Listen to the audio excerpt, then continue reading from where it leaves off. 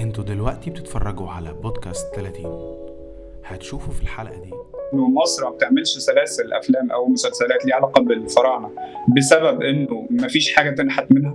عمرو يوسف مش شبه المصريين اساسا، مش شبه اصلا المصريين، يعني احنا 3 مصريين هو مش شبه عارفين. طب كل شويه تتضايق من الفرق. هنا فاهم التحقير. احمد خليل برضه ده اللي انا ما كنتش انا اتوقع. ما جبت سيره ممثل، مش لازم اكيد احمد خليل تجيب طبعا. سيرته هو بس. انا كان حلم حياتي ان انا اكتب مسلسل او فيلم بيتكلم عن الحشاشين، الفصيل اللي كان هو اتعمل اوكي انا افتكرت عن الحشاشين. انت ما ينفعش تكون بتقول افيهات مترجمه وتقابل بقى سلطان.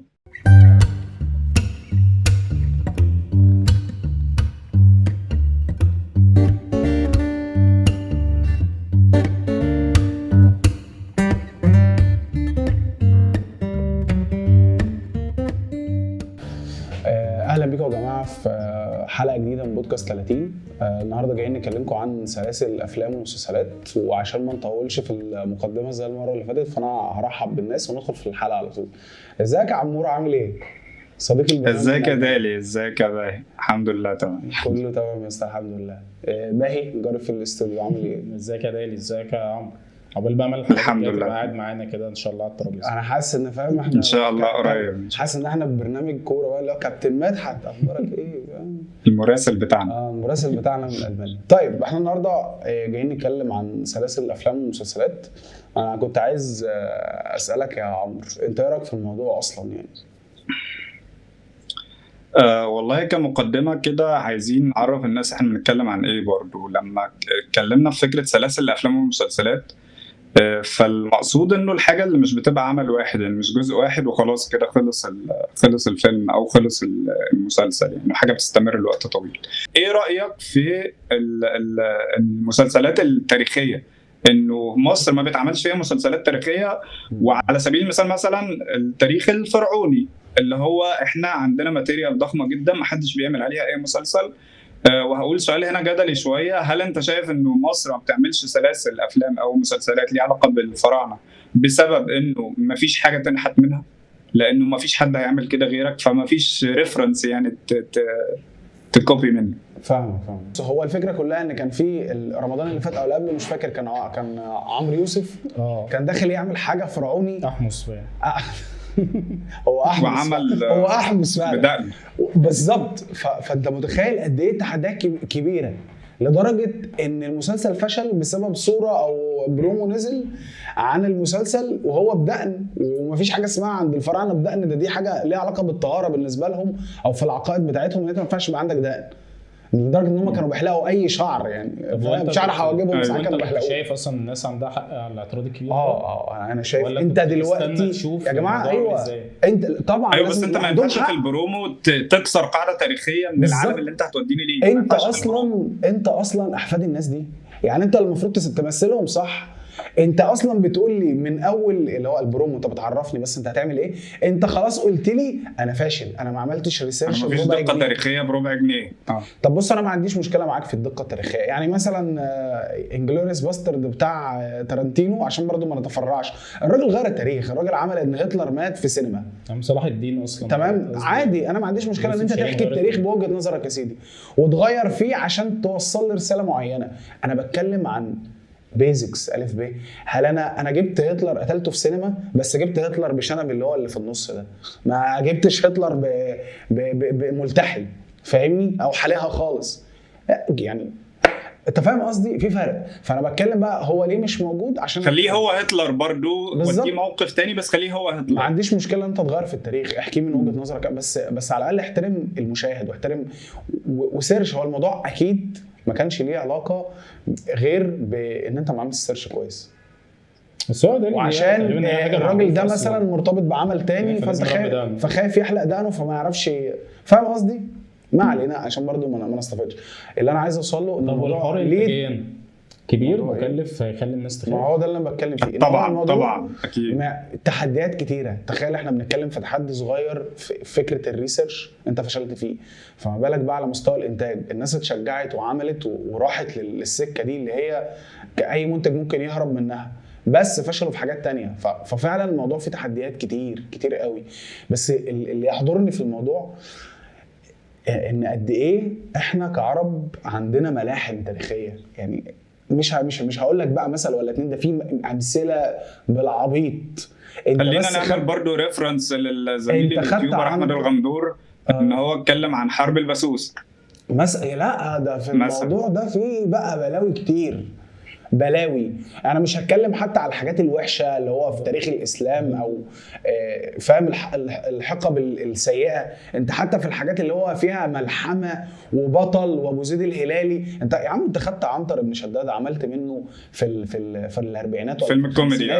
لا عملت منه 3-4 افلام. انت بتتكلم الترسو، نجم الترسو فريد شوقي الله يرحمه عمل منه سلسله افلام وسودوه. يعني شوف هم كانوا زمان كام وخلوا فريد شوقي اسود عادي يعني عادي. هو كان مورنش وانتوا كلكم رشين والجو ده بس عادي. بس لا اتعمل والراجل بهدل نفسه، فاهم قصدي؟ يعني عادي. بس انا بتكلم ان الريفرنس موجود، وصلاح الدين الايوبي يعني كان السبب في افلاس المنتجه بتاعته اللي هي كانت اسيا، تمام.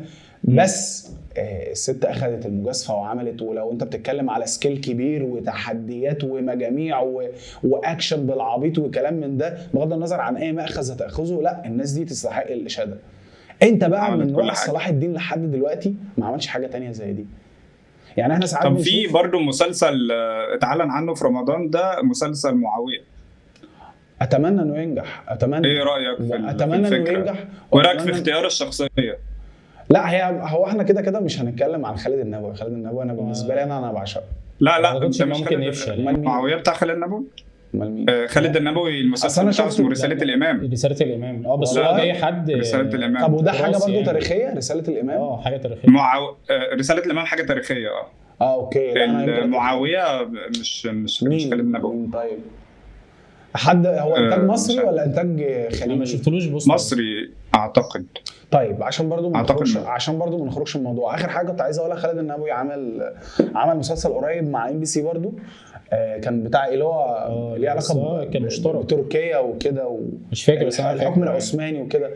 لا كان بيتكلم عن الحقبه بتاعت المماليك، اللي هو الوقت اللي انهار فيه حكم المماليك، الدوله المملوكيه ولا اسمها ايه، الايوبيه ولا ما اعرف اسمها ايه. كان اسمه ايه يعني؟ انا فاكر كان شخصيه تاريخيه انهيار دوله. كان يعني خالد النبوي كان عامل شخصيه تاريخيه معروفه في التاريخ. يعني كان حد من ايام المماليك في مصر وكده، والكلام ده كان من سنتين وكان ناجح جدا. والمفروض برضو ان هو كان يتعمل له جزء تاني وكان ناجح جدا، والناس برضو اشادت. موضوع محمد علي اللي كل شويه ينزلوا صوره ليحيى الفخراني، والصوره الناس كلها تقول يا ريت نشوف حاجه زي دي والموضوع ما يكملش. فعشان نلخص موضوع الحاجات التاريخيه ده، لا احنا عندنا كتير. هي الفكره كلها بس في الاراده اللي تعمل، وان في حد ياخد المبادره دي، يعني فاهم، يضحي شويه. بس ممكن برضو يكون بسبب الانتاج. بس يا جماعه احنا عندنا ملاحم تاريخيه كتير. مش ده اللي انا مستغربه. الامريكان او الغرب عموما بياخدوا حاجه تافهه جدا ويكبروها ويعملوا منها ملحمه، واحنا مش عارفين ناخد حاجه جاهزه اصلا نعملها. ماشي بس اقول لك لو على الريفرنس موجود. لو على الريفرنس موجود يعني احمد السقا واحنا عملنا كمان حاجات قريب وكانت كويسه. بيقعد يقول اللي هو كان نفسه يعمل شخصيه تاريخيه، هو لايق جدا ان هو ممكن يعملها. يعني انت هتجيب واحد مش هتدربه على اي حاجه، انت مش هتدربه على الحصان، مش هتدربه ان هو يمشي ازاي ويركب ازاي ويضرب ازاي ويبقى شخصيه قائد ازاي. هو واحد جاهز. رغم كده الراجل كل مره بيطلع يقول انا اكتر دور نفسي اعمله دور تاريخي. هو بتلاقيش حد جدا كان هيبقى دور عمره على فكره. مفيش حد بيروح واخده يقول طب ما انا معايا واحد اهو مش هعمل بيه، مش هتعب بيه واخليه بطل ويعمل لي الحاجه. واحمد السقا في الاول وفي الاخر يعني بس ما تعرفش ليه ايه اللي فعلا الموضوع اللي بيحصل. يعني مثلا اللي مضايقني ان لما جم يعملوا عنتر بن شداد زي ما الدالي كان قال ورنشوه وجابوا فريد شوقي عشان يبقى الموضوع منطقي ان هو يضرب اي حد عادي يعني. ولما قالوا هيعملوا محمد علي جابوا يحيى الفخراني اللي هو نفسه جسمانيا وشكله ونفس كل حاجه. فليه لما رحت تعمل احمص رحت جايب واحد مش شبهنا اصلا؟ يعني هو مش شبه يعني عمرو يوسف مش شبه المصريين اساسا. مش شبه اصلا المصريين. هو يعني احنا 3 مصريين هو مش شبه واحد فينا. لا بس يعني ما لهاش علاقه قوي. ايوه يعني على الاقل ان انت طالما ايوه لا هتعمل بس حاجة زي احنا دي، بس احنا شبه انت استثمر. تقصد مش شبه إحنا الفراعنه كويس. يعني انت مش شبه الفراعنه مش شبه المصريين. لا مش شبه المصريين، مش الناس ايوه كلها مش شبه الشخصيه اللي بيعملها، مش شبه ومش شبه برضه ايه، الجيل ما هو انت الملامح المصريه ولا عين خضراء انا اكتر ولا- حد ولا بشوفه شعر شبه ولا أبيض. المصريين واحد، يعني في ناس كتير ممكن وكان تبقى عمل لاقيين حاجه على برضه الدور ده. فرعونيه بس مش فاكر اسمه ايه. الدور ده يبقى لاقي عليهم كتير قوي قوي قوي يعني غيره. يعني تقريبا كل الناس اللي طب سوبر انا ستار عايز دلوقتي ممكن يعملوا الدور ده غيره. اسالك عايز اسالك سؤال يا باهي برضو، وهو هل فكره انك تعمل سلسله افلام او سلسله مسلسلات وتفضل بتعمل دور واحد لفتره طويله، هل الفكره دي بتحبس الممثل اللي عملها فيها؟ يعني انت بعد كده ما بتعرفش تتقبله في حاجه تانية؟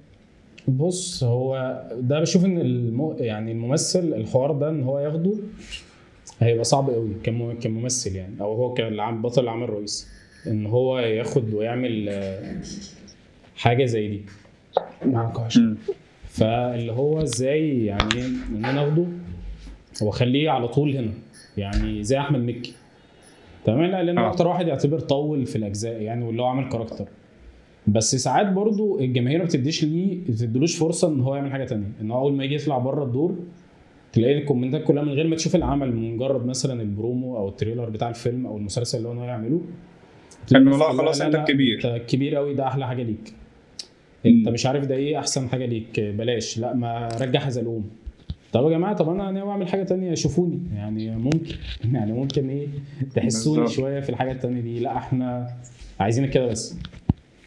شايف ان اعمال احمد مكي اللي بعيده عن الكبير وحزلقوم والشخصيات بتاعت الكبير اتظلمت بسبب الموضوع ده، ولا هي هو اصلا شايف كانت الفيلم وحشة؟ الوحيد اللي يعني هو اتظلم ليه اللي هو كان اسمه اللي كان فيلمين مع بعض، حزلقوم في الفضاء، اللي عمل فيه سيما علي بابا. سيما علي بابا. انا شايف الفيلم ده حلو جدا والفكره مختلفه جدا، واول مره تتعمل على الاقل في مصر يعني، وفكره هو حرفيا لما جه عمل فراخ انا فعلا صدقت ان دول فراخ، صدقت ان ده تعالى، والفضاء كان جامد جدا. وان ده ماشي، بس انا بتكلم ان شخصيه حزلقوم هي الشخصيه يعني اللي انت متعود عليها اصلا يعني. بس انا بتكلم ان انا لما جيت اعمل دور فراخ الحوار ايه، انت في الاول حاسه ايه ده، بس وانت في النص لا يا جماعه انا صدقتكم. واللي هو لا مؤاخذه عم ريكس يعني، في قاعد بيتقال طول الفيلم او طول الساعه الا، وكل ما بيتقال انت بتضحك وعارف ان هو هيقوله، ورغم كده انت قاعد بتضحك برضه. ورغم كده اللي انا بشوفه انجح واحد بيعرف يثبت معاه كاست، وكل مره يخلي الكاست ده يضحكك. بس هو خد منه، هو لحد دلوقتي انا مش عارف هو ليه ما بيخرجش من الكبير يعني، مع ان بشوفه هو مبدع، ولو دلوقتي لو عمل حاجه بره تمام، حاجه عاديه من دماغه هو وتفكيره هو واخراجه او تاليفه ايا كان، هو هيكون حلو والناس هيعجبهم الموضوع يعني. بس هو خرج من الكبير في المسلسل الرائع الاختيار رمضان اللي فات، بتكلم على حاجه خرج من الكبير، تفكيره هو او دماغه هو حاجه شبهه يعني، مش حاجه شبه الحاجات التانية، حاجه شبهه هو. فانا شايف ان هو مش عارف بقى هو خايف من الخطوه، او هو لسه مش شايف ان في حاجه جاهزه تخرجه، او حاسس ان هو عايز يرجع تاني على الساحه عشان كان بقاله فتره مختفي، مش عارف. بس في ناس تانية، وده يرجع لموضوع اصلا انت لو لاحظته هتلاقوا ان على طول اللي بيعملوا بالذات الكوميديا وبيعملوا كذا جزء او حتى مش كوميدي، بتلاقيه ان هو مش كان الاول سوبر ستار او مش ميجا ستار، حتى كلبش لما ابتدى وهو مش الناس مش عارفاه في حاجه تانية، هو ابتدى يعني مثلا كلبش لما اتعمل كان امير كرارة مسلسلاته عاديه ما كانتش ملفته للنظر، كان انجح حاجه عملها كان طرف ثالث اللي هو مش البطل الاساسي، او كانوا ثلاثه يعني مع بعض، بس ما كانش شايل مسلسل عمل للطبال وحواري بوخارست حاجات كده اللي هي فاهم، هو نفسه بيطلع ويقول يعني هو نفسه بيقول دول اسوء حاجات عملتوها. بس لما جه عمل كلبش ما كانش هو امير كرارة، فانت مش فاكر اصلا فيدباك لامير كرارة عشان تقول الدور ده لا ما كانش حلو عليه، لا هو انت بقى امير كرارة بقى ده، وفضل بقى. تفتكر دي صدفه، بما ان احنا كنا بنتكلم قبل التصوير في انه المسلسلات احنا عمالين بنراجع كده السلاسل الناجحه وكلها لقينا ان الكاست بتاعها لما المسلسل ابتدى او سلسله الافلام ابتدت ما كانوش نجوم صف اول، فتفتكر دي صدفه ولا ده نمط يعني في حاجه سبب؟ مالهاش علاقه، بس المسلسل تقريبا مش صدفه يعني، لان تامر وشوقية كان كلهم بلا استثناء كلهم ما كانوش تقيل، وموضوع عائلي، فلو فاكر جايب ماجد الكدواني كل الناس اللي تحتيه ناس مش تقيله، هو يشيل عمل وكل حاجه وشاله فعلا، بس مش جايب معاه ولا نجم تقريبا يعني، كل الناس اللي تحت دول بدأوا يتعرفوا قوي بسبب موضوع عائلي، بس قبل موضوع عائلي انت بتشوفه فين وفين وممكن ما تفتكروش بعدين يعني. ابو العروسه الكبير برضو نفس القصه. الكبير طبعا اولهم يعني. ابو العروسه سيد رجب وسوسن بدر، ان هم تجيب الاثنين دول وتدخلهم مسلسل يبقوا ابطال. ولما جبتهم كل الناس اللي تحتهم ما حدش فيهم تقيل.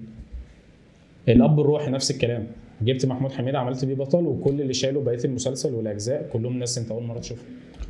فتقريبا ده بيخلي المسلسل او بيضمن للمخرج والمؤلف ان هو يلعب في الدور زي ما هو عايز. اللي انا بكتب اي شخصيه عشان بلاقي واحد مش هيجي يشترط عليا او يقول لي انا عايز ومش عايز وانا هحركه زي ما انا عايز، فاضمن ان الخلطه تنجح يعني.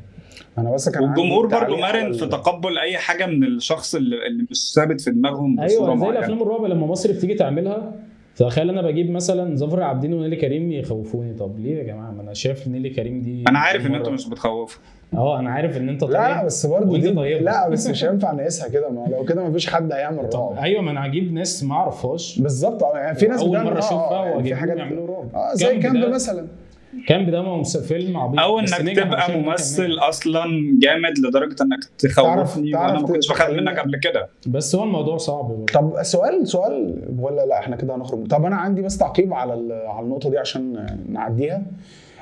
في حته هو بيتحبس الممثل في الموضوع لا لما يعمل سلاسل افلام.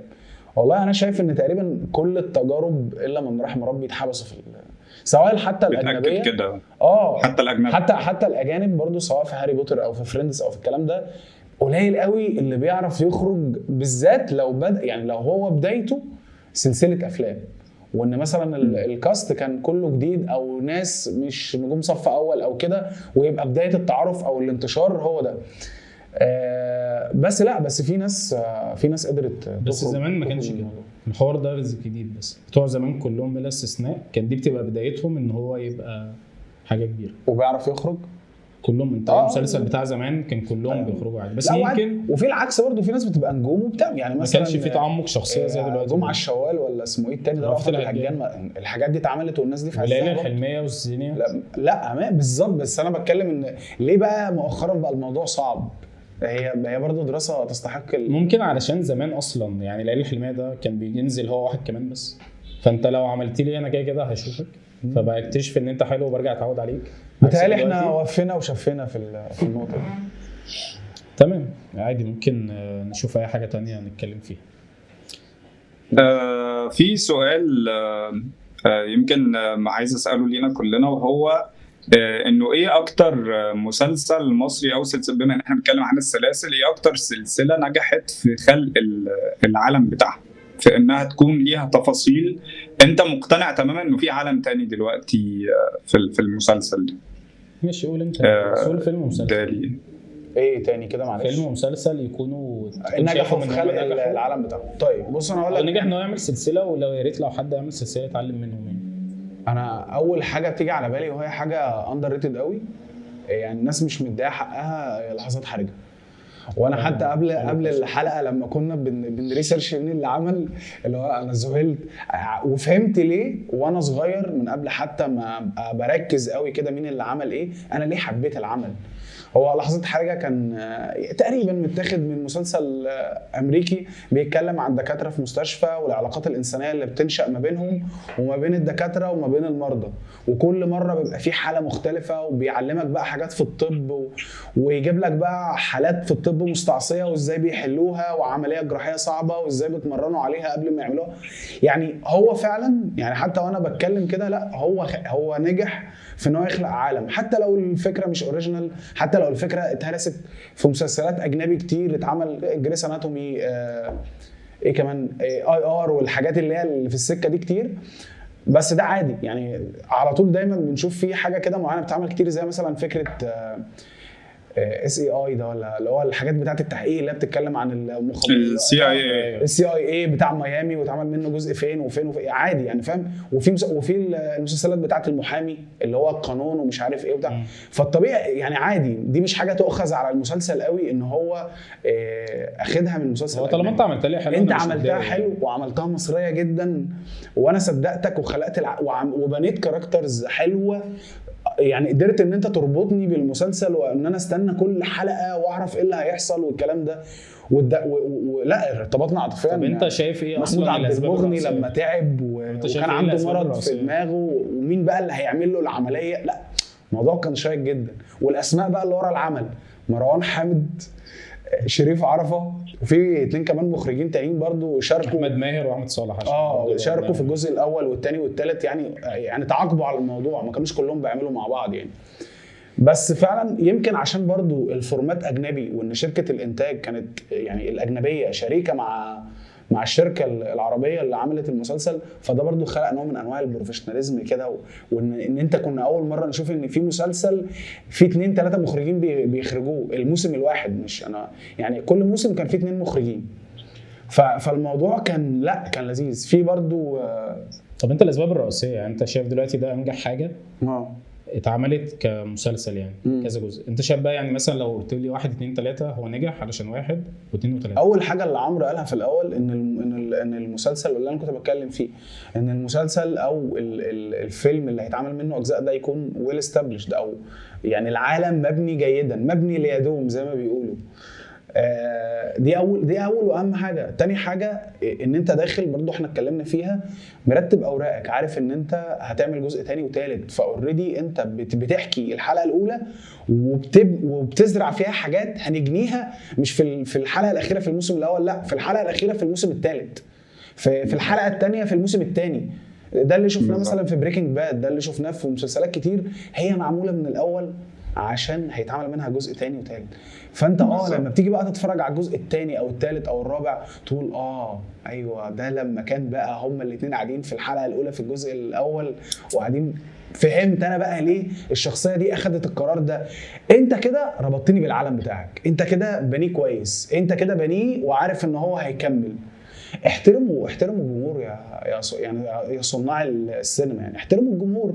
لو انت عملت موسم اول ومش مخطط له، ما تدخلش تعمل الموسم الثاني بس عشان الموسم الاول نجح. اعمل ورق كويس، انا مش معترض ان انت تعمل جزء ثاني، اعمل ورق كويس، ارقد عليه كده زي ما بيقولوا، اقعد عليه شويه، اتاكد ان هو تمام، خد راي الناس اللي حواليك، حاجات بديهيه وامن عن انا حاسس ان انا بقول حاجات بديهيه بس هو ده فعلا المفروض يحصل. وامن عن الممثل والعمل الاساسي علشان ما تلاقيش الجزء الجاي انت اول ما تقرر تعمله كل واحد يقول لك لا والله انا مش جاي. في مسلسلات كتير يعني. طب لحظات حرجه، انا شايف من اسبابه نجحت ان هو كان الابطال كتير قوي.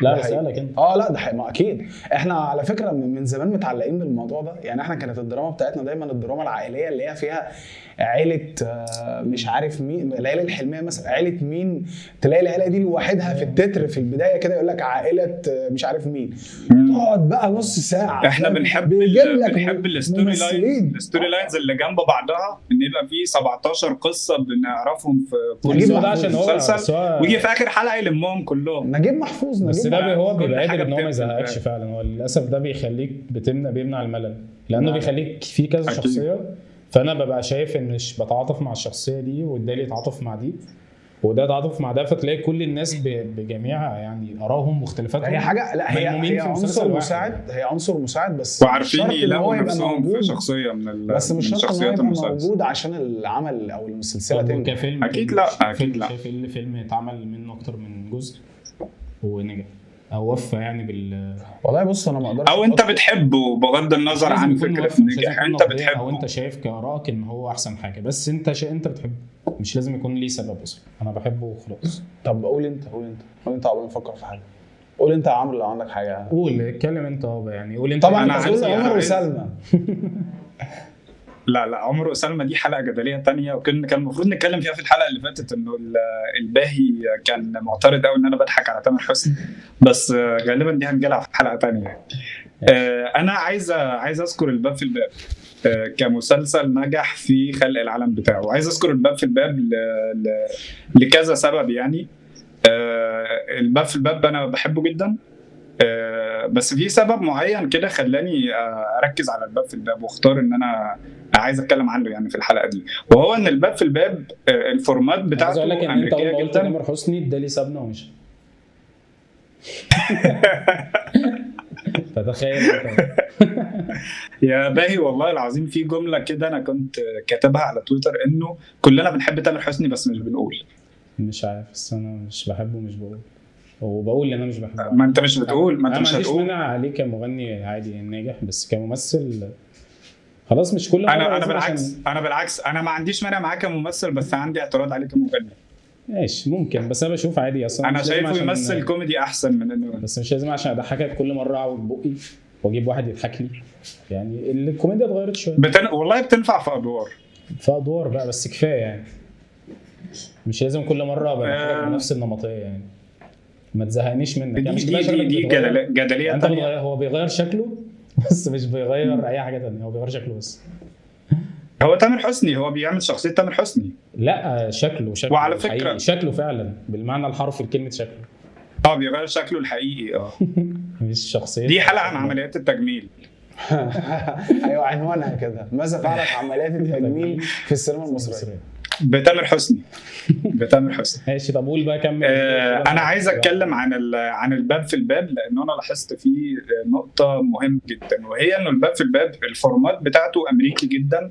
انت على المكان فكره اللي هم ساكنين انت فيه. قلت لي ايه احسن سلسله شايف انا احسن افلام شايفها ناجحه، واتكلمت عن مسلسلات. انا هتكلم عن افلام بس هيقول هو الباقي اللي كده سالك كمل عن فيلم. افلام. انا قلت ان كنت بشغله بس بس اصل فعلا انا قعدت افكر، طب انا هقول ايه؟ كنت بشغله لحد ما انت تيجي. ما هو بس. الليمبي انا مش برضو يعني، طب في حاجه اقوى؟ مش طب عارف هو سلسله. هنحسبه اصلا ولا هنحسبه لا؟ سلسله. طب الفيل الازرق انا متاكد، ما هو كده انا متاكد ان ما كانش فيه يعني، ما كانوش فاتحين الباب لجزء تاني غير بعد ما الاول نجح، وهم قعدوا كده يقولوا طب هنعمل ايه، طب يلا نعمل الجزء التاني. مش متاكد برضو. فلو وانا برضو شايف ان الجزء التاني مش احسن حاجه في الدنيا. انا فيلمي جاهز ومسلسلي جاهز يعني. طب بس قول يا بخلي عمرو انت عمرو الاول، يقول قول يا الفيلم. الله، قول انت الاول. الباب في الباب زي ما كنت بقول الفورمات بتاعته امريكي جدا. المكان اللي هم ساكنين فيه شكل البيت امريكي. الكلام بتاعهم مع بعض، علاقتهم ببعض امريكيه.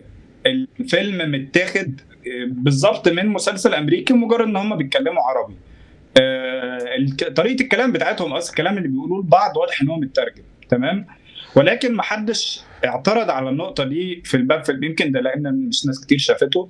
بس انت لو اتفرجت على الباب في الباب مش هتحس نفسك متضايق من النقطه دي، مع ان الناس بتعترض على النقطه دي عاده. واعترضوا عليها مثلا في اتش دبور، ان انت ليه بتتكلم كده، مفيش حد في مصر بيتكلم كده. الباب في الباب عمل حاجه مهمه جدا، وهو انه انت دلوقتي العالم بتاعك فيه مشكله، وهو انه مش شبه العالم في مصر. اوكي، الباب في الباب ما بيذكرش خالص، وانا اتاكدت من النقطه دي قبل ما نعمل الحلقه دي. الباب في الباب ما بيذكرش خالص ان الشخصيات دول عايشين في مصر، ولا بيجيب سيره اي حاجه مصريه، ولا في اي حاجه مصريه ممكن تعدي في كادر من كادرات الباب في الباب. يعني الباب في الباب هتعدي الحلقات كلها مش هتشوف عربيه فول، مش هتشوفهم بيتكلموا عن حدث مصري، مش هتشوف حد بيوحيلك ان دي مصر. ليه؟ لانه انت مش عايز تلزق العالم الافتراضي بتاعك في عالم الشخص عارفه، عشان ما يعملكش مقارنات، عشان ما يقعدش يقول لك لا بس استنى ايه الحاجه الغريبه اللي انت عملتها دلوقتي دي. فمثلا الراجل وست ستات ما ينفعش يعمل كده. الراجل وست ستات الشخصيات طول الوقت بتاكل كشري، بتحتفل برمضان، بتقابل شخصيات مصريه. انت ما ينفعش تكون بتقول افيهات مترجمه وتقابل بقى سلطان، لانه ساعتها الجمهور هيحس انه ايه ده، انا ايه اللي جابني هنا. انا عايز مره واحده كده عايز اقارن لك واقول لك لا انت هو انت في مصر، هو انت مش في مصر، هو انت بتتكلم كده ليه. فالباب في الباب نجح في انه يعمل العالم اللي بين عالمين ده، انه ولا انت بتحكي للناس ان انت في امريكا، ولا انت بتحكي للناس ان انت في مصر. انه حتى في اختيار اسماء الشخصيات، الاسماء ما كانتش اسماء مصريه، يعني مش حد اسمه محمد ولا مصطفى، ولا الاسماء كلها اسماء الى حد ما في النص ما بين المنطقه بتاعت انه اسم بيور مصري او اسم اجنبي. فعشان كده كنت عايز اذكر الباب في الباب. والحته بتاعت انه انت احيانا المفارقه اللي اتكلمنا عنها المره اللي فاتت في بناء الكوميديا، انت احيانا مش محتاج المفارقه دي، احيانا مش عايزها. انه انت بتبني العالم بتاعك بتحط في اعتبارك ما ينتمي الى هذا العالم فتبنيه، وفي نفس الوقت لازم تحط في اعتبارك ما لا ينتمي الى هذا العالم. ما الحاجه اللي لو حطيتها في مشهد هتخلي المشاهد يخرج من العالم بتاعك ويفكر في انه ده فيلم، ده مسلسل. وفي نقطة ذكرتها في الأول وعايز أعيد ذكرها تاني، وهي إنه المسلسل الكبير لما استغنى عن شخصية دنيا سمير غانم، لما استغنى عن شخصية هدية، فصلني لفتره من ان انا اقتنع بان العالم ده حقيقي، لانه كل ما كانت بتيجي الذكر هديه كانوا بيقولوا اي حاجه، اللي هو ما ربنا يعفي عنها دخلت مستشفى المجانين. الموضوع كان متكروت جدا وما قدرتش افهم هي هديه راحت فين. فكان كل ما تيجي ذكر هديه افتكر انه ده دنيا سمير غانم ما كملتش معاهم في الجزء ده، طب ده دلوقتي ما بقاش الكبير، ده بقى احمد مكي، فانا بقيت واخد بالي ان ده مسلسل. تمام. فبس فكره اللي انا عايز اذكر الباب في الباب في فكره المسلسلات للسبب ده. في سلسله الافلام انا هروح مع الدالي. مش عارف بقى، بما ان انت ما قلتش اول فانا هقوله الليمبي. الشخصيه بتاعه الليمبي في الثلاث مرات اللي ظهرت فيهم، ما بين الناظر وما بين الليمبي وما بين اللي بالي بالك وكمان الليمبي 8 جيجا 4 مرات. دي اكتر سلسله افلام اتبنت، يعني حسستني ان ليها عالم، انه الليمبي ده عايش في مكان معين، وانه في تفاصيل في العالم بتاعه انا مقتنع ان ده موجود. بس ده رايي. الاثنين. فيلمك جه ولا خلاص كده؟ فيلم ولا مسلسل؟ فيلم. انت قلت المسلسل خلاص. فيلم. انت قلت مسلسل، انا سرقت منك الليمبي اوكي تمام. فيلم اتعمل منه اجزاء ويكون جديد. طب فكرني كده، احنا عندنا ايه اصلا؟ عندنا الكنز، عندنا اولاد رزق. الكنز والله ولا حد. الجزيره الجزء الجزيره كان مأساة. كان ملحمه تمثيليه بس مثلا، بس هو كان ناس ممثلين بيعرفوا يمثلوا. انت قلت ايه؟ الفيل الازرق، الكنز مأساة. ايه ايه طب خلاص انا ممكن اقول فيلم. لا انا فعلا مش قادر يعني اقول مش لازم يكون جامد فعلا، تبقى سوليد، مش لازم يكون جامد، بس انت شايف ان هو دلوقتي في المتاح هو ده احسن واحد. هضطر اروح مع الفيل الازرق للاسف. الفيل الازرق يعني على الاقل بنى عالم واحترم من الناس. الجزء الثاني كان في حاجات كده في الحبكه، في حاجات في هبل بيحصل، تمام، في افواره كتير قوي، مع ان القصه في اهتمام كتير بالتجربه البصريه. ماشي، ما هو خلي بالك هو زياده عن اللازم. هو بيلعب على اللازم. انا ما عنديش مشكله برضه، انا ما عنديش مشكله زياده عن اللازم، وانا ما عنديش مشكله انه يبالغ، لان هو اصلا ده اللي نجحه وده اللي الناس يعني شافته فيه، فطبيعي ان هو يعمل كده ويستمر ان هو يعمل كده.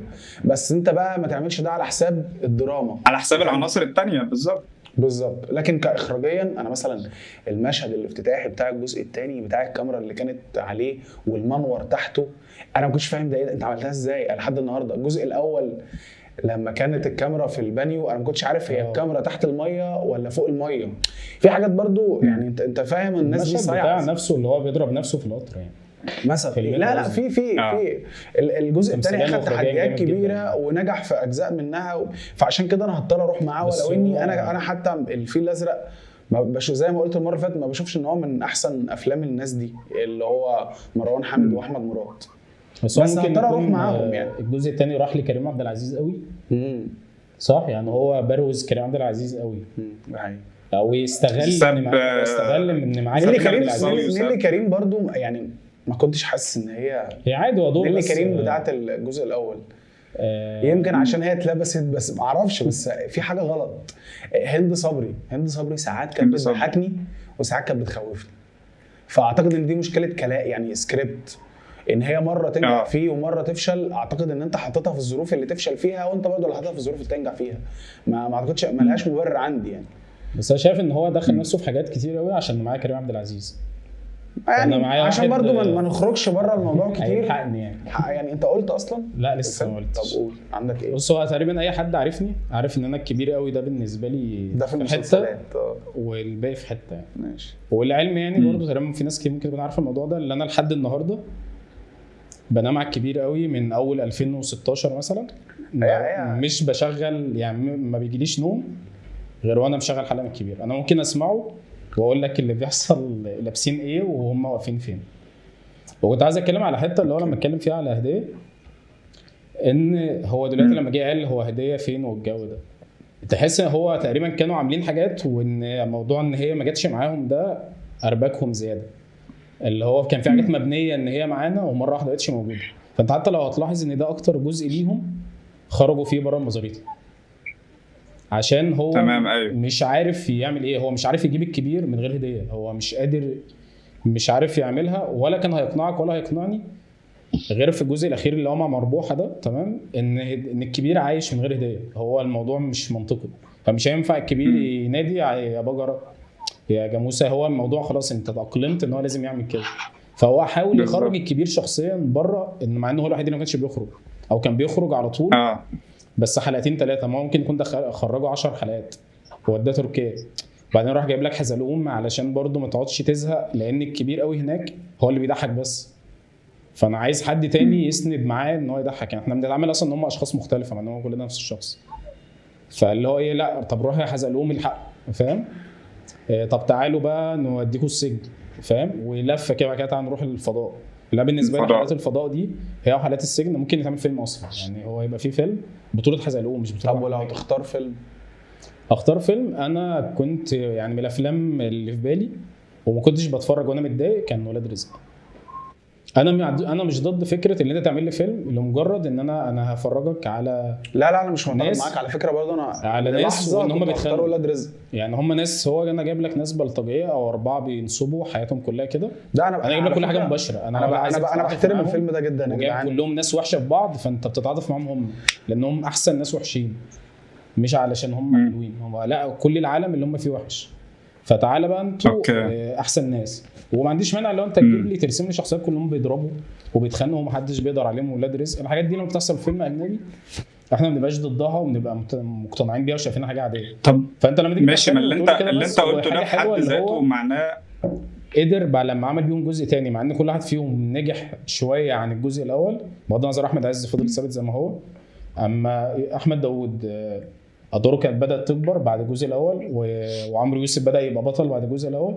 ورغم كده قدر يجي يجيبهم ويحط كل واحد في المكان بتاعه اللي في الجزء الاول من غير ما يحسسك. بس هو اصلا الصياعه ان من الجزء الاول كان مدي لكل كاركتر وقت على الشاشه. ما انا بقول لك حتى لو في ناس كانت اخده اقل، بس ما كانش في مانع ان هو في الجزء الثاني يدي لهم وقت اطول. ما انا بقول لك هو من الاول كان شاطر في ده يعني. فكان بقى لما جه الجزء الثاني ما عادش يقول بقى عشان دول بقى نجوم فانا لازم اوديهم. لا انتوا كل واحد في مكانه زي ما هو وهديكوا ادوار زياده. يعني هو ادى لعمرو يوسف دور ان هو يعمل حاجه من غير احمد عز، بس في نفس الوقت انا فضلت جايب ان احمد عز هو الكبير وان هو الكبير بتاعهم، وهم كلهم كممثلين بيمثلوا وما عندهمش مانع او نفسيه ان احمد عز الفيلم متباع بيه الاول واحنا كلنا معاه واحنا كلنا موافقين. انا برضو ليا تعقيب على موضوع ولاد رزق ده. انا بشوف ان هو من انجح الافلام التجاريه اللي اتعملت في مصر في اخر مثلا 20 سنه. ان انت تعمل فيلم تجاري الهدف منه الربح والبيع بس، يعني تبقى شاطر تدي كل حاجه حقها، تبني شخصيات لذيذه تعلق الناس بيها، تعمل اكشن مش بطال يعني اللي هو مفيش عليه مأخذ، فاهم قصدي؟ تجتهد فيه عشان يطلع شكله حلو، والكوميديا اخده حقها، الاكشن اخد حقه، الدراما بس تمام، مفيش برضو مأخذ على الدراما في الفيلم. الحبكه لذيذه بالذات اللي في الجزء الاول لذيذه جدا وتقبلها وعادي وبتاع، واللي اشتغلها اللي عملوها تضحك في نفس الوقت يعني بالظبط. لا يعني اللي هو فيلم تجاري يا جماعه، هو ده مش فيلم مهرجانات مثلا او حاجه شبه كده، بس معمول صح. فين ليه بقى ما بقيناش احنا شاطرين في الخلطه دي اللي زمان كنا ناجحين فيها؟ اللي هو مثلا فيلم كوميدي تجاري بس حلو مقبول، احترمت فيه على افلام مثلا محمد هنيدي في البدايه وعلاء ولي الدين والناس دي كانت بتعمل كده، كانت بتعمل افلام تجاريه بس افلام مقبوله جدا، سوليد، ماسكه نفسها، ما فيهاش مشاكل. بس ده كان تعليق على بتاع ده. فاحنا تقريبا كده كلنا قلنا الفيلم والمسلسل اللي احنا شايفينه. انا كان عندي بقى ايه، والله انا نسيت، كان عندي سؤال ونسيته، فشوفوا لو في حاجه تانية مثلا ممكن نسالها لحد ما افتكر. انت من الناس اللي بتشوف ان انت تفضل تقارن المسلسل الجزء الاولاني دايما او باللي قبله، ولا ممكن تقول ان عادي لو الجزء ده احسن فخلاص؟ هو كده المقارنه لازم تحصل لان ده حاجه بديهيه. طب احنا اصلا بنقارن اعمال الممثل بالاعمال الثانيه. بس في مسلسل برضو انا الصراحه مش قادر ما اجيبش اسمه، يعني اللعبه بحبه جدا، بس هو عشان يعني الكبير عمل منه اكتر فانا مش عارف اقارنهم ببعض. بس اللعبه ده من احسن الحاجات اللي بتغير المود بالمعنى الحرفي لتغيير المود في اخر كام سنه. وفي ناس كتير قوي ما كانش بيهواهم الحاجات العربي عموما، ولما شافوا ده حسوا ان لا احنا في امل لسه. في 2 اهم جابوا برضو ابطال مش اللي هم السوبر ستار ومش الناس التقليديه، ما راحش جاب بيومي فؤاد ولا محمد سلام، تمام، والناس انت قصدك أدوار السوبر ستار آه. السوبر ستار لا، البنات الناس اللي صح؟ تحتهم ما جابش الناس التقليديه اللي انت مش جابش عارف الادوار افتكرت المساعده، إنه بيتكلم الناس عن اللي هي على عن طول شيكو بتتسكن. وهشام ما راحش جاب بتوع مسرح مصر وحطهم في ادوار تانية معاه. ما راحش جاب محمد سلام اللي هو اضمن واحد هيضحك. ما رحتش جبت مي فؤاد اللي بيتحط في اي حاجه وخلاص. حتى لما راحوا جابوا عنصر تاني معاهم في الجزء الجديد راحوا جابوا يعني راني يوسف، اللي هو حد انت ما تتوقعش ان هو يعمل كوميدي اصلا. فاهم؟ راحوا جابوا حد بعيد عنك اصلا يعني. الوحيد اللي جابوه ان هو عادي، ان هو كان طبيعي ان هو يجيبوه كان محمد ثروت، ان هو الوحيد يعني اللي كان في السوق بس بينجح. محمد ثروت مش دور مساعد، يعتبر بطل يعني. ايوه لا انا قصدي من الابطال اللي تحتهم، انا قصدي يعني ما هم على الافيش هم فهمتك. في ناس اساسيه والناس اللي تحتهم اللي هو هو القصه يمكن بتدور عليهم هم الاثنين والباقي تحت. هو واسمه ايه؟ سمير حما مغاوري. هو وسيم ومازو، اسمه ايه يا عم؟ سامي مغاوري. بس دول يعني الاثنين بس بيسكنوا في يوني اي الملط. حاجه، دول بيجوا في اي مسلسل. بسيوني الملط. اه لا بس سامي مغاوري انا ما كنتش اعرف ان هو بيضحك قوي كده. لا على لا فكرة لا الباب يا في الباب عم. انا زعلان يا منك نهار ان اسود. انت يا اخي حرام عليك سامي مغاوري. هو ما بيضحكش. لا، يلا انا ما أنا جبت ما سيره كنتش حد، انا ما أعرف. جبت سيره ابطال. انا ما كنتش كنتش تعرف ان هو أعرف. بيضحك قوي كده. مم. ده سامي مغاوري. أنت زي ما ازاي جبت يا سيرة اخي أحمد ازاي؟ طب خليل وشركه أصلاً. المرعبين المحدوده كل الدنيا هنا بتقول اني بخوف زي الغول. لا ماشي. لازم حلقه على مش عايزين على مش الأنيميشن. عايزين بس هو ما ينفعش يجيب سيره الباب في الباب ما يجيبش سيره احمد خليل. احمد خليل برضه انا ده اللي لازم انا ما تجيب كنتش سيرة. انا ما اتوقع ان جبت هو سيره مش ممثلين، لازم اكيد تجيب احمد سيرة، خليل تجيب طبعا. سيرته هو بس. مش لازم وانا تجيب- على فكره انا في الدور ده ما صدقتوش، يعني ما صدقتش ان هو يعمله بالحلاوه دي. ايوه لأن بس هو مش ما عارف كانش مين عنده هو. ريفرنس. حاجه وحشه. ما كانش عنده ريفرنس قد كده ان هو يعمل اللي هو الراجل الهلاس ده، بس- اللهبل اللي هو يعني فاهم، هو دايما بيجي وقور ايوه راجل هيبه كده وصاحب آه. شركه راجل جد حاجات كده. رئيس وزراء، وزير، عضو في مجلس الشعب، اب البنت، والبنت دي هي البطله وهو بقى الاب الحكيم بس على فكره في إزاي؟ حاجه برضو في الحوار باب في الباب، المخرج بتاع الباب في الباب ده احمد سمير فراج بتاع المداح. من مداح يعني برضه ما اتكلمنا من الناس الكويسه اللي هو أجزاء. بيروح يجيب ناس انت مش شايفها في الدور ده وهو بيطلع يقول لك لا هي في الدور ده تنفع. يعني هو احمد من الناس هلال- برضو اللي بتعمل سلاسل، بما ان احنا بنتكلم عن هو اللي السلاسل عامل فهو الباب في الباب وهو اللي والمداح. عامل- هو اللي عامل المداح، والمداح انا شفت الجزء الاول والثاني يعني ما اعرفش انتوا كلكم شفتوه ولا لا.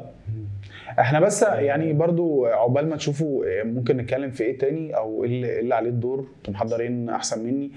عايز بس الفت النظر لفكره السلاسل اللي بتتعمل بفورمات اجنبي، بناخد الرايتس من الشركه ونعملها. احنا مثلا قلنا الباب في الباب، قلنا لحظات حرجه، في عندك بقى اللي هو الفيلم سوتس. كنت لسه اقول لك سوتس بالعربي، والمسلسل اللي هو بتاع ايمي سمير غانم اللي هو كان في مسلسل كده اللي هي كان شكلها وحش اجلي بيتي تمام. اللي هو عمل بالعربي ايمي هبه رجل الغراب، كان في 2 عملوه، واحده عملته نادي السباعي وبعدين نادي السباعي فانا مش عارف بقى ليه المسلسلات دي موجوده في حياتنا، يعني هي احيانا بتنجح واحيانا بتبقى حلوه واحيانا كتير بتفشل بسبب ان احنا ما بنعرفش نمصر. بس كل اللي انت قلته ده لا انا بالنسبه هو نجح جماهيريا، بس انا بالنسبه لي هبه رجل الغراب ده شيء مقزز يعني. الجزء الاول نجح، الجزء الاول نجح. سوتس ده شيء مقزز، انا اتفرجت عليه عشان اشوف بالظبط. انا كنت لسه رايح اقول اللي ما شافش الاجنبي المسلسل ده خطير، اللي شاف المسلسل الاجنبي شيء كل شويه تتضايق من الفرق من هنا، فاهم؟ التحقير، فاهم انت ولا حاجه. بس لاي حد ما اتفرجش على سوتس بالعربي يعني انا شفت اللي بالعربي انا كنت بس بتفرج يعني. واللي هو ايه المقارنه في دماغي غصب عني وعمال اقول كده اللي ما شافش الاجنبي هينبهر. انا كنت ساعات بتفرج عشان اشوف الشقه بتاعت آسر ياسين، الشقه بتاعته دي كانت لدرجه ان انا سرشته ولقيت بقى الراجل صاحب الشقه والمهندس الديكور، ولقيت فيديو على النت هو بيتكلم ازاي عمل الشقه دي وايه الكونسيبت بتاع هي الشقه. الصراحه طلعت ماشي. انت شايف ان في ممثلين معينين ما ينفعش تشوفهم على الشاشه اطول من كذا مره؟ لا انا بشوف انه عادي يعني، بالذات في المسلسلات. يعني سيبك من الافلام، في المسلسلات يعني لو يعني ايه ما ينفعش تشوفهم على الشاشه اكتر من كذا مره يعني ما ينفعش اجيبه واعمل بيه 3 اجزاء في كل سنه جزء، كل سنه جزء اللي انا اشوفه كل سنه في نفس الدور. انا بشوف فيه لانه مثلا في ممثلين المساحه اللي هو بيتحرك فيها كتمثيل مش كبيره، فانت لو شفته فيلم خلاص هو خلص. يعني انت بيجي في الفيلم كده بيعمل الحركه او بيعمل الجزء اللي هو عارف يتحرك فيه من المشاعر وخلاص. لما بتطول، لما بتقعد بقى سلسله وبيحصل له احداث مختلفه وبتاع، انت محتاج تكون كممثل مرن شويه. بشوف الممثلين المصريين بشكل عام الاغلبيه لما المسافه بتبعد عليهم ما بيعرفوش يروحوا، فانت كده بتبعد عليه المسافه، انت كده بتحركه يعني حته بعيده قوي. هو الموضوع برضو متوقف على جوده الممثل. لو الممثل عنده المساحه أكيد. دي في حياته او في بالزبط. شخصيته او في كاريره المهني هيعرف يعملها، ما عندوش مش هيعملها، هيعرف يعملها بالظبط. ففي وعلى ممثل فكرة هو وعلى الجانب ممثل. الاخر من اللي انت قلته، قد ايه هو بيعرف يلبس الشخصيه لوقت طويل، يعرف يعيش مع الشخصيه دي زي الكبير مثلا. حقيقي. هو لو ما يعرفش يعمل ده ما كان هيفشل. لكن هو مش بيعمل كده بس يا جماعه، بس نقطة نظام. أنا كتير في حياتي بنسى إن أحمد مكي ده 3. أنا بنسى إن هو ده واحد اللي عامل 3-4 اللي في المسلسل دول. الموضوع ناجح معاه لدرجة مرعبة، وما أعتقدش إن حد قدر يعمل الموضوع ده زيه، قديم وجديد، ان هو يقنعك ان ده دي حلقه ثانيه وده واحد. ده دي حلقه ثانيه. انا اعتقد ان في حد عارف، واعتقد ان هو لو حاول يعمل ده في حاجه زي مش هيعملها بالجوده دي. هو فعلا قدر يلبس ال3 شخصيات الرئيسيه اللي هو بيعملهم، سواء حزلقوم او كبير او جوني، لدرجه مرعبه. كنت برضو في واحد يعني اعرفه كمان في الجامعه اسمه ديزل، عشان برضو ندي كلها حقه. كان بيكلمنا على شخصيه حزلقوم، كان بيقول لي حزلقوم ده المفروض يبقى شخص عايش معانا في الحياه، يبقى في اكونت بتاع ممثل اسمه حزلقوم بيطلع ويرياكت على كل الترندات اللي بتحصل، وبيطلع في اللقاءات في منى الشاذلي تستضيف حزلقوم، مش زي ابو حفيظه كده لما لبس الشخصيه لفتره، لما اتعمل شخصيه وحزلقوم يطلع يتكلم عن نفسه وعن افلامه، ما يطلعش يتكلم عن احمد مكي. ايوه، وعن رحلاته. يطلع يقول انا طلعت وانا عملت وانا رحت وانا جيت، ويتكلم هو حزلقوم عايش معانا في العالم عادي، واحمد مكي ده شخص وحزلقوم ده شخص تاني. بصوا طب انا عندي سؤال، بما ان احنا عشان احنا ابحرنا في الكبير، فعندي سؤال قبل، معلش انا اسف على قطع كلامك. لو انتوا، يمكن السؤال ده حتى مناسب ان احنا نقفل بيه الحلقه، عشان المره اللي فاتت قلت لنا ان الوقت طول.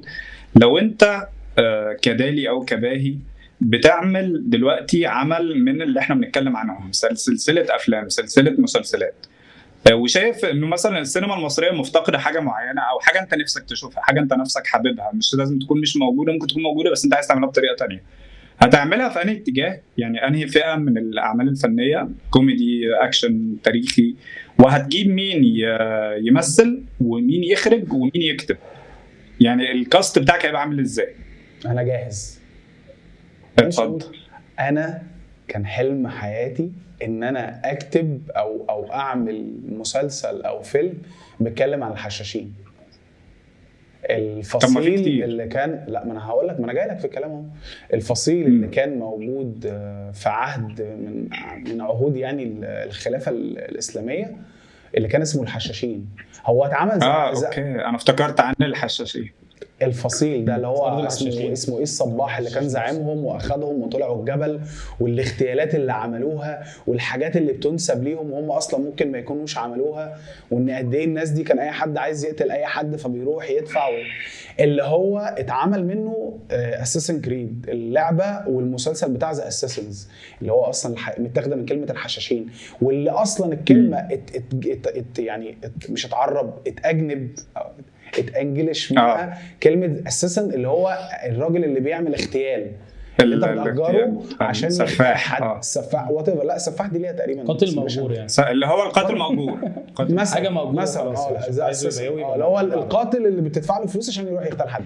فانت متخيل ان ده موجود عندنا برضو في ثقافتنا وما اتعملش، والناس بتعمله بره، محدش جه جنبه. لا هم عملوه على استحياء، وعملوه ان الناس دي ده اصولهم، بس ما اتكلموش عن القصه الاوريجين بتاعت حسن الصباح اللي هو كان يعني مجنون. انا لو حكيت لك قصته انت هتسبهل من كميه الدراما والاكشن، وازاي الموضوع ليه علاقه بخلفاء وبناس اصلا مشاهير جدا في ايام الخلافه الاسلاميه على مدار عصور كتيره وعلى مدار دول، يعني خلافات اللي هو سواء الفاطميه او العباسيه او كده. انا مش بقول ان هم دول، بس اللي هو خلافات دول فاهم اتاسست وحكمت الشعب الاسلامي كتير، وكان لهم علاقات بالاتراك.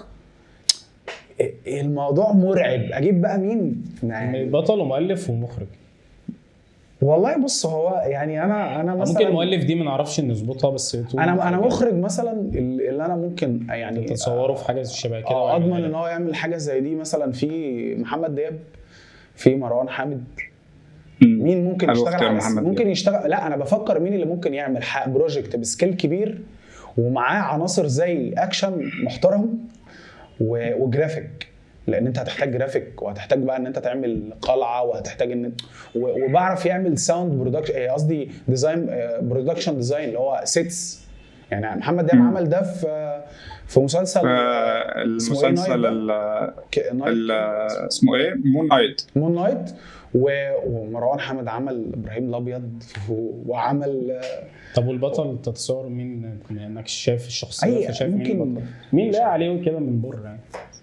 لا في ناس كتير يعني، على فكره عمرو يوسف يليق في ده بغض النظر بقى لون بشرته ولا ايه، بس عمرو يوسف يليق في ده. وهو برضو كان عمل المسلسل اللي هو بتاع نتفليكس ولا كان ايه؟ لا مش طايع، المسلسل اللي هو كان معاه البنت الاجنبيه ده اللي كان فيه اسمه ايه، عامل دور الشيطان، حاجه ابليس. هو ده.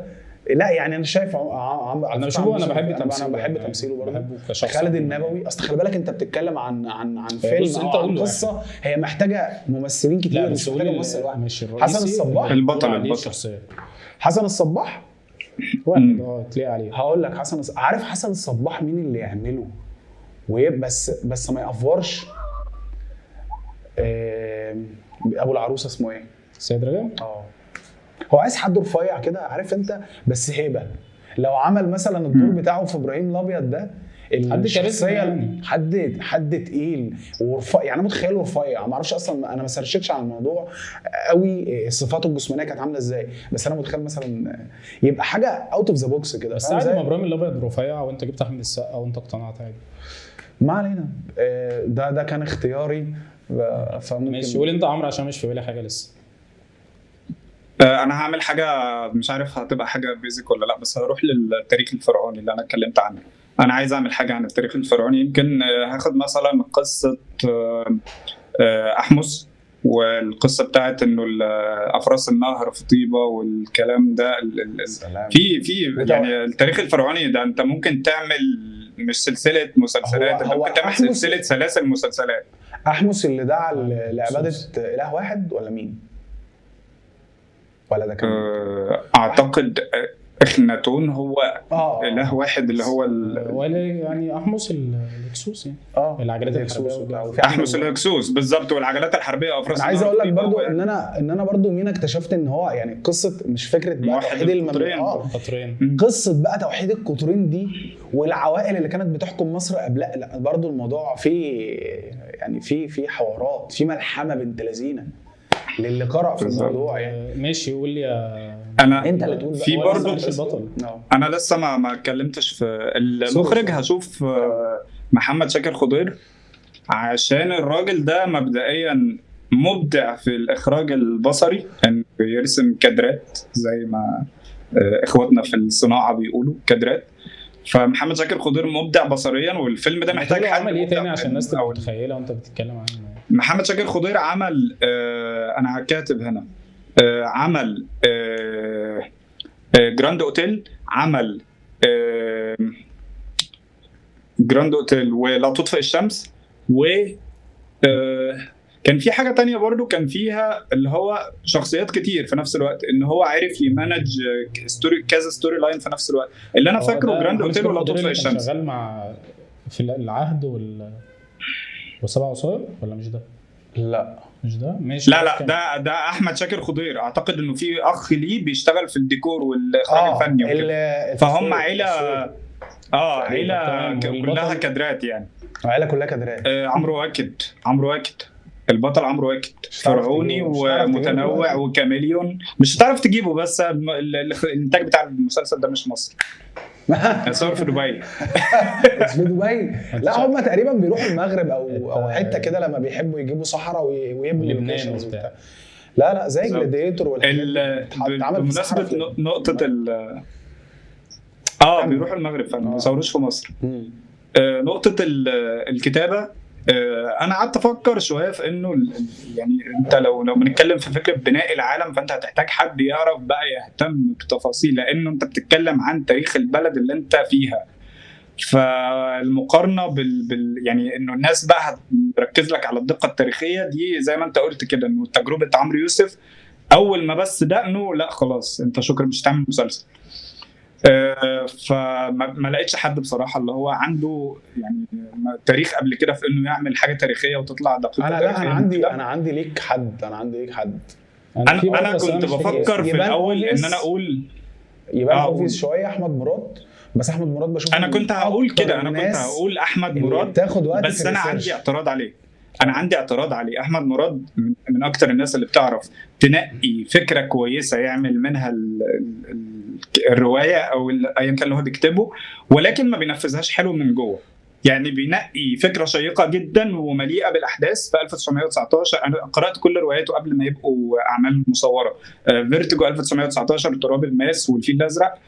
بيعرف ينقي الاحداث جدا، ينقي جدا ان هو يختار معركه، يختار حاجه الوطويط، ولكن ما بيعرفش يحاربها. يعني بيختار المعركه كويس بس ما بيعرفش يحاربها، فاهم؟ ما بيعرفش يعملها كتفاصيل. فممكن احمد مراد يكتب القصه وحد يكتب السيناريو والحوار، حد يخش جوه التفاصيل، ممكن تمام، يبقى فريق عمل يعني.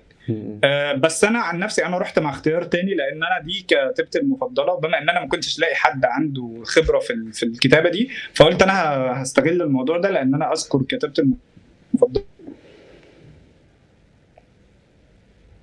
عمرو يا ريت يا ريت توطي صوت التلفزيون تسمعنا بتليفون. راح فين؟ هو غالبا خلاص كده لا خش على الموبايل. اتكلم تاني؟ اتفضل. معلش يا جماعه، انا بعتذر الموبايل فصل وانا بتكلم في اول مره. انا كنت بتكلم عن الكتابه بتاعت العمل اللي احنا بنعمله ده. فانا كنت بما ان انا زي ما قلت ما لقيتش حد اللي هو اختيار واضح في الموضوع، يعني مفيش حد اللي هو عنده تاريخ سابق في التعامل مع الحاجه اللي انا بعملها لاول مره دي. فانا هختار كتابتي المفضله. بنتهز الفرصه، يعني انا قلت لها قبل كده على تويتر ان هي كتابتي المفضله، ما صدقتنيش، فبنتهز الفرصه ان احنا بقينا بنعمل برنامج يوتيوب ان انا اقول تاني. في كاتبه مصريه اسمها رحاب بسام. انا يعني مش عارف ممكن ينفع احط اللينك في الديسكريبشن، هوريكم هي بتكتب ازاي. رحاب بسام كتبت، كانت ايام ما كان النت عباره عن بلوجات، كانت عندها بلوج اسمه حواديت. احسن حد بيحكي حواديت شفته في حياتي يعني. والبلوج ده بعدين جمعته في كتاب، زي ما كنا بنتكلم الحلقه اللي فاتت انه الريد فلاج، يعني جمعته في كتاب سميته ارز باللبن لشخصين. تقريبا ارز باللبن لشخصين صدر في 2007 وما عملتش اي حاجه تانية، تمام. فانا هختار حد مبتدئ جدا. انا بعتبر دلوقتي ان انا بنتج العمل اللي احنا بنعمله ده، فانا هحط فلوسي في ايد مين يعني؟ فانا هحط فلوسي في ايدها بصراحه، انه هي احسن حد يعرف يعمل الحكايه دي. وبس يعني، فشاوت اوت لرحاب بسام. وقول بقى انت الفيلم والمسلسل، بما ان انت لسه ما اتكلمتش في الموضوع، او مش الفيلم والمسلسل، العمل اللي انت هتعمله. مش عارف. بص، هو البطل نفسه هو اللي جاب في دماغي الفكره اصلا. طول عمري نفسي اشوف احمد حلمي في فكره حاجه شخصيه شبه البرنس كده، بس تكون مكتوبه بقى بفاصل لوحدها بتاريخ من الاول، ويكون له حياه وعيشه، ويكون اللي هو هو فعلا بلطجي، او مثلا زي نصاب، قاتل مأجور مثلا، بيعمل المصالح، حاجه السكه دي، لا حاجه شمال وخلاص، هو ما بيعملش حاجه كويسه بس ليه حياه ليه. بس ده اتعمل سلسله عادي، مش عارف، بس بشوف ان هو عادي. ممكن الفكره دي نفسها اصلا تتعمل. ان احمد حلمي طول عمري بشوفه ان هو عشان جسمه قليل، تمام، فممكن يعمل حاجه زي اكشن بس ما تكونش صريحه، مش اللي هو الاكشن بتاع الخناقات اللي انا انزل اضرب 3-4 كان اكشن اللي انا ذكي، اكشن اللي انا في حاجه معينه بعرف اعملها. السكه دي نفسي جدا، نفسي قوي ان هو يعمل حاجه شبه كده يعني. ونفسي تبقى اخراج احمد الجندي، اللي هي حاجه في نفس الوقت مش اللي متعوب فيها بقى انتاجيا وضرب وخناقات، بس حياه واحد كده اللي هو ايه الراجل الشرير اللي بيضحكك. عارف انت الشخصيه دي، ان هو شرير وفي نفس الوقت بيضحكك وانت مش زعلان منه ومبسوط والدنيا جميله ومستنيه بقى يشوف المصلحه الجايه تبقى عامله ازاي ويروح يسرق، وتلاقيه بيسرق بطريقه ملمس الموضوع شويه في فكره الجوكر، ان هو بجسمه قليل وشرير وبيضحك اللي هو انا واحد بس عادي، بشكل اللي هو انا شخص طبيعي كده تمام، ايا كان بقى الظروف ايه اللي خلته يبقى عامل كده، بس هو دي حياته. وبينصب مثلا او بيروح يسرق حاجات تافهه زي ما كان بيعمل في كده رضا، يروح يضحك على واحد في 1000 جنيه و2000 جنيه. فهمت بقى؟ دي ستايله اصلا يعني. هو مش واحد في دماغه ان هو يروح يسرق بنك بقى وياخد ملايين ويبقى معاه ناس، لا هو شغال لوحده او شغال مع واحد مثلا كده وواحده، والقصه ايه عليهم هم الثلاثه. انا هتفرج عليه السينما الصراحه. انا شايفه سينما اكتر. حلو قوي ده. انا اخش السينما اقطع تذكره. بمناسبه ان انت قلت انا هتفرج عليه، ممكن ناس تقول لنا بقى في الكومنتات، نعمل خناقه بينا بقى اخيرا، بما ان انت المره اللي فاتت كنت زعلان ومفيش جدل. ايه اكتر حاجه في اللي احنا قلناهم دول تحب تتفرج عليه؟ حلو ده ماشي. بالكاست اللي احنا قلنا ده كله. تمام. يبقى بس انا كمؤلف انا مش عارف الصراحه. واحنا بنختم انت اصلا لسه بتقول حاجه؟ لا انا المؤلف هيقول المؤلف والمخرج لو هو عايز يقول. المخرج انا قلت احمد الجندي، والممثل احمد حلمي. بس المؤلف مفيش حد في بالي معين يعمل اللي انا قصدي عليه. بس ده يعني. بس انا حاسس ان احنا ممكن نتشتم عشان ما حدش عمل فيلم بطلته ست، او ما حدش جاب سيره بطله ست في عايزنا نبقى زي هوليوود يا ابني، عمالين ماشيين بالاجنده ومفيش حد بيتفرج بالبوليتيكال كوركتنس والانكلوجن. اخذت ايه هوليوود من الكلام ده غير وجع القلب والشتايم؟ ايوه بس اكيد في قصه من اللي احنا قلناهم دول فيها دور ست، ما حدش قال غير البطل. بس مش بس يعني مش البطل الرئيسي، بس عادي يعني. ما انا مثلا يعني لا، انا هاخد منها شلبي يا جماعه، انا هاخد منها شلبي عشان ما حدش يزعل منها. اللذينه انا كنت لسه هقول. بس كنت هتاخدها. ممكن اخد هند صبري برضو تعمل حاجه في فيلم انا بنتجه. يا سلام يا سلام. انا عادي، انا ممكن دي تكون الحاجه الوحيده اللي تجمع بين احمد حلمي ومنى زكي. منى زكي ممكن روبي برضو. عارف روبي؟ بس روبي عملت مع احمد حلمي فيلم. لا مش قصدي احمد حلمي، انا بتكلم يعني لو بنتكلم في العنصر النسائي وفكره ان هو ممكن يشيل العمل لوحده. بس انا بتكلم ان منى زكي ممكن تبقى هي ده ممكن يعملوا زي عصابه حماده وتوتو كده بس جديده يعني. طيب تهيألي احنا كده يعني ظبطنا الدنيا على الاخر. حد لسه اصلا عنده اسئله او حاجه عايز مثلا في حاجه نساها، عايز يتكلم يشكر في عمل معين، في حاجه معينه؟ او انا عندي سؤال. انا عايز اشكر في رحاب بسام تاني. ماشي. عايز اشكر في رحاب بسام تاني. الناس يا عم هتقول كده ان انت اخد فلوس ولا حاجه، اصبر بقى اهدى شويه. انا عندي سؤال بس مش عارف بقى ممكن يطول وقت الحلقه. لا ممكن يبقى نشيله في المونتاج. لو في عمل اوريدي قائم انتج يعني وتحب ان انت تشوف منه جزء تاني، خلاص خلص يعني عمل اللي هو يعني بس هو معمول منه جزء سواء فيلم او مسلسل. طب ممكن نعمل حاجه واحده ما فيش مشكله. ماشي فيلم ومسلسل عادي. عايز تقول ده تقول الاثنين مفيش مشكله. فيلم. طب ابدا انا احب اتفضل. انا اصلا كده اصلا كان في مسلسل المفروض كان يتعمل منه جزئين، وانا كنت مع ان المسلسل الجزء الاول ما كانش احسن حاجه في الدنيا وكان في مشاكل كتير، بس العهد الصراحه لان انا كنت ارتبطت بالقصه فكنت عايز اعرف الشخصيات دي مصيرها ايه. السبع وصايا خلص، بس يعني احب جدا ان انا اشوف العالم ده تاني. انا عمري ما ازهق من العالم ده يعني، ما ازهقش منه لو ايه اللي حصل. فيلم مش عارف ممكن انتوا تقولوا طيب عقبال ما انا افكر في فيلم. هو نفس المخرج والمؤلف على فكره. انا لو مسلسل عايز اشوف منه جزء تاني، عايز اشوف في كل اسبوع يوم جمعه تاني. في كل اسبوع يوم جمعه بالمناسبه محمد شاكر خضير برضو، بما ان انا كنت بقول اعماله فهو محمد شاكر خضير في كل اسبوع يوم جمعه على تطفئ الشمس وجراند اوتيل. فعايز اشوف في كل اسبوع يوم جمعه تاني، عايز اشوف تطور الشخصيه بتاعت آسر ياسين ومنى شلبي عامله ملحمه في المسلسل ده، يعني احسن اداء تمثيلي شفته لمنى شلبي. لو فيلم عايز اشوف جزء تاني منه، فانا اكتر فيلم بحبه احلى الاوقات. عايز اشوف لما الشخصيات بتاعت حنان ترك وهند صبري ومنى شلبي كبرت بقت فين، فعايز اشوف احلى الاوقات جزء تاني. حاسس ان الحلقه دي بتكلم فيها عن تفضيلات اللي هو شويه هقول انا بحب البيتزا بطعم ايه. ماشي، ما هو انت بتقول وجهه نظرك انت، ما انت مش بتقول وجهه نظر حد تاني يعني في الاول وفي الاخر. لا بس المفروض ان انا ببقى محايد وبتحلى بالحياديه وكده. لا مفيش لا، لا، حاجه لا. اسمها كده. انت بقى لما تطلع كده على MBC مصر بقى لا ده لما تطلع مع سيف زاهر بس، اي حاجه تانية. سيف زاهر بس هو اللي بيقف على مسافه واحده من الجميع، اي حد تاني عادي.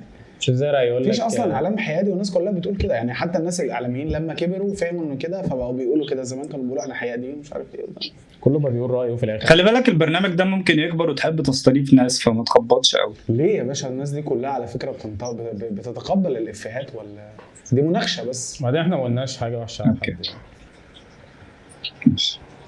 ماشي طيب، طب انا برضه بما لسه إننا مش في بالي خلصنا؟ الصراحه. ايه؟ لسه انت ما قلتش الفيلم وانا لسه ما قلتش ومش فاكر. ما انا قلت عادي يعني اللي عنده، ما هو مش لازم نقول الاثنين. انا ممكن اقول انا شايف انا عايز ولاد رزق يكمل الجزء الثالث اللي هو كان عامله اللي هو هيدخل فيه آسر ياسين، وان هم محمد لطفي وسيد رجب والثلاثه عايزين ينتقموا من الاربعه. مستني حاجه زي دي جدا يعني، ان الثلاثه دول انا حابب الفكره دي، لان شايف اصلا ان افلام كتير بقى لها فتره مش اللي هي يعني، فطالما هتعمل لي حاجه فلو هتجيب لي ولاد رزق تاني في اللي هم بقى بيتحدوا آسر ياسين ومحمد لطفي وسيد رجب، فانا متاكد ان الموضوع هيبقى شيق ومليان حاجات كتيره ممكن تتعمل. ومسلسل مش عارف، مش في دماغي حاجه معينه دلوقتي، بس اللي كان نفسي اشوفه اصلا ان هم يعملوا محمد علي ده مسلسل. بيحل يعملوا جزء اول اصلا. لو مش هيعملوه بيحل فخراني ما يعملوش. هو يحيى الفخراني يعني. عندك اجابه ده ليه؟ لفيلم؟ لا عادي. لفيلم او مسلسل؟ مش شرط يعني، ما فيش في دماغي. انا متاكد ان في كتير احب اشوفهم بس مش في دماغي. مشكلتي مش في بالي مسلسل دلوقتي.